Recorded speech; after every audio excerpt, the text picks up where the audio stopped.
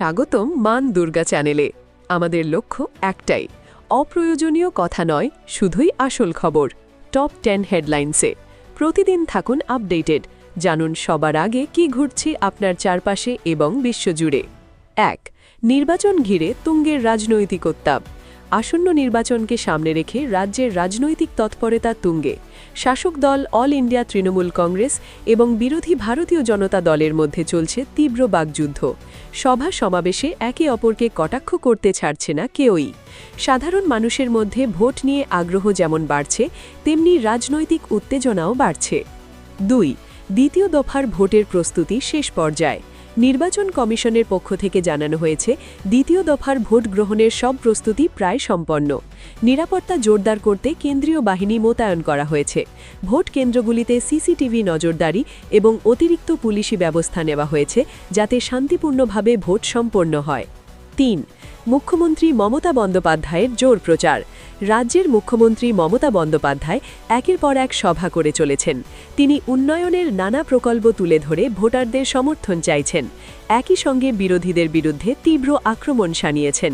তার সভাগুলিতে বিপুল জনসমাগম লক্ষ্য করা যাচ্ছে। ৪. বিরোধী শিবিরে পাল্টা আক্রমণ।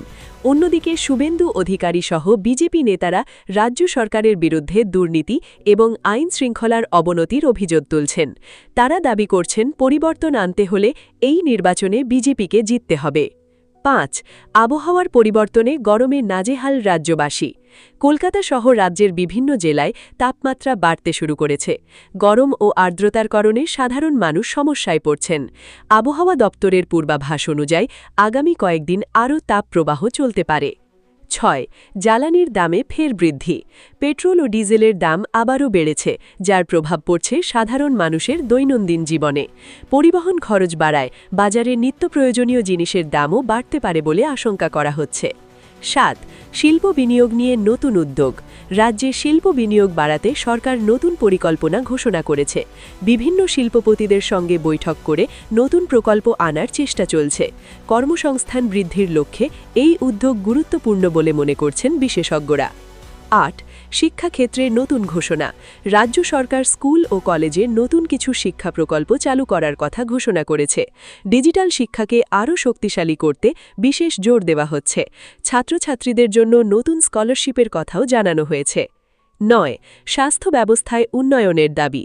সরকার দাবি করছে, রাজ্যের স্বাস্থ্য পরিকাঠামো আগের তুলনায় অনেক উন্নত হয়েছে। নতুন হাসপাতাল নির্মাণ, চিকিৎসক নিয়োগ ও আধুনিক যন্ত্রপাতি সংযোজনের মাধ্যমে পরিষেবা উন্নত করার চেষ্টা চলছে। তবে বিরোধীরা এই দাবিকে প্রশ্নের মুখে তুলেছে। ১০. আইন শৃঙ্খলা নিয়ে বিতর্ক। রাজ্যে আইন শৃঙ্খলা পরিস্থিতি নিয়ে আবারও রাজনৈতিক বিতর্ক শুরু হয়েছে। কিছু সাম্প্রতিক ঘটনার পর বিরোধীরা সরকারের সমালোচনা করেছে। অন্যদিকে প্রশাসন বলছে, পরিস্থিতি সম্পূর্ণ নিয়ন্ত্রণে রয়েছে এবং অপরাধী দমনে কঠোর পদক্ষেপ নেওয়া হচ্ছে।